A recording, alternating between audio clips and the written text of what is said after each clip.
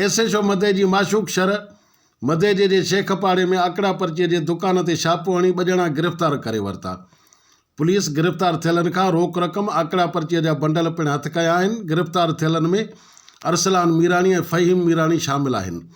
उन सिलसिले में SHO मधे जी माशूक शर ॿुधायो त ॻुझे इतलाह ते आकड़ा पर्चे जे दुकान ते कार्रवाई करे 2 ॼणनि खे आकड़ा पर्चे जे बंडलनि समेत गिरफ़्तार कयो आहे, जिन मथां जुआ एक्ट तहत केस दाख़िल कयो वियो आहे। हुन चयो त मधे जी थाणे जे हद में ॾोहनि ते कंट्रोल करण सां गॾु शहर अंदरि हलंदड़ समाजी बुराइयुनि ते पिण मुकमिल तौर कंट्रोल कयो वेंदो। हिन चयो त जेके बि अवाम दुश्मन धंधा करनि था उहे फ़ौरन पंहिंजा धंधा बंदि कनि, ॿीअ सूरत में खेनि कानूनी गिरफ़्त में आंदो वेंदो। आजुज़ भुट्टो, इबरत न्यूज़ मधे जी।